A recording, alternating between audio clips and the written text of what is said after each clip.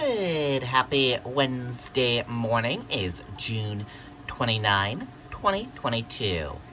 I'm Riley King, and welcome to your morning news update right here on the Riley King Radio Network. Let's get started right now. First up, Knights of 1,000 Stars awards scholarships to seniors. Let's take a listen to that video from WMUR News 9. At ADP, we use data-driven insights to design HR solutions to help you engage. Welcome back. The Palace Theater celebrated an evening of dedication and goodbyes during the annual Night of 1,000 Stars. The show featured over 15 performances from the Palace Youth Theater, Teen Apprentice Company, and Teen Company. It also has an award ceremony for young performers and recognition of graduating high school seniors. More than $23,000 were given during scholarship presentations. Of the 20 graduating seniors, half are going to school for theater.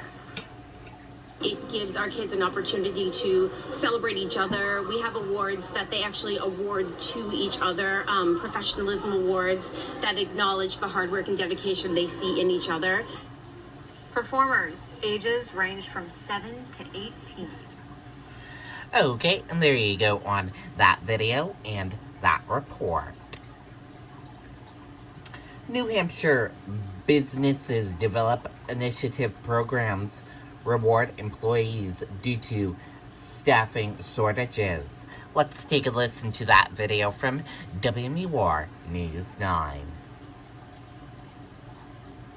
The State Liquor Commission working on an incentive program because of struggles with staffing shortages. Now some locations are shutting down at 6 p.m. I work from 6 to like 8 at night. Or if I get out at 5, I would like to come over here for a beer, right? They close at 6. I got an hour, but it takes me an hour and a half to get here. It's closed. So that would be my night. The agency says it's catering to times with the largest concentration of shoppers. Right now, there are 150 part-time and 30 full-time positions open. Starting pay is $12.36 an hour. Did we have a reservation today? At the Crown Tavern in Manchester, it's been a really tough 2.5 years, and it seems like we've kind of made it through. General Manager Kyle Caracino says the restaurant's been open since the second week of COVID. Everyone just kind of stepping in different roles. I mean, I've cooked on the grill. The owners cooked on the grill. Now the owners are giving all employees at their 3 restaurants the week of the 4th of July off after a job well done. I just think it's great of the ownership. Obviously, we're not going to do sales for that week, and it's nice that we're finally in a position where we feel comfortable doing that. As for how staff feel, I didn't get anyone balk at it. Let's put it that way.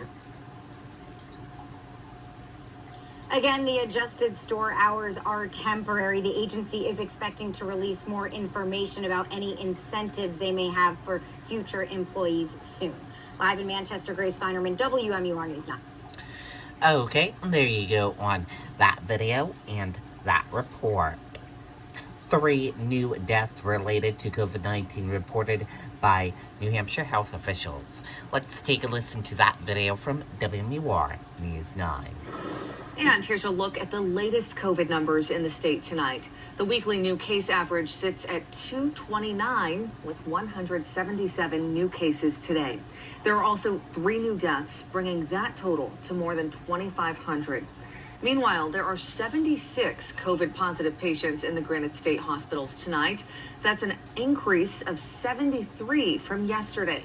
18 of them are receiving COVID-specific treatment. Okay, and there you go on that video and that report.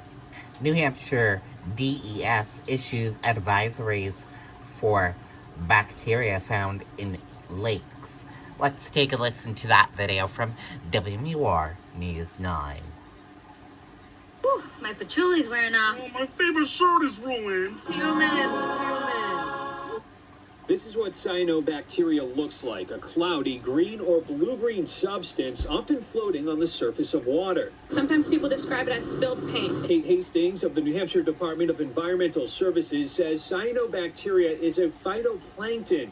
It's a natural component of fresh water and can be found across New Hampshire. but it can also grow out of control and release toxins that cause illness in both humans and animals. The symptoms in humans and pets can be gastrointestinal issues. With some of the neurotoxins, you can see numbness or tingling, in very severe cases, seizures, and in some cases, we often see more commonly with animals is death. The DES has issued 2 advisories after high levels of bacteria were recently discovered at Lake Opeechee in Laconia and Silver Lake Park Beach in Hollis. Cyanobacteria primarily grows during the summer months. Now DES is asking Granite Staters to report any other sightings. Basically, sending in pictures of what you're seeing is super helpful to help us diagnose what's going on, and then we will try and go out and get a sample, and we do microscopic review to see what cyanobacteria cells are there. There's unfortunately no quick fixes for cyanobacteria. It is all about controlling nutrient inputs into water bodies. Now, if you think you are exposed to cyanobacteria and you're experiencing some of those symptoms, the state suggests calling your doctor. And the same thing goes for your pet, by the way. They say if they're in these waters and they're not acting like their usual self, you should probably call their vet.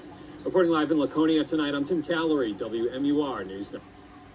Okay, and there you go on that video and that report. Goffstown Road closed for hours after a crash. Let's take a listen to that video from WMUR News 9. Right now, East Dunbarton Road in Goffstown is closed after a crash. Police say the road isn't expected to reopen for another 4 or 5 hours. However, no one was hurt in that crash. Okay, and there you go on that video and that report. That does it for the morning news update right here on the Riley King Radio Network. Thank you for tuning in and listening. Have a great day, everyone, and goodbye.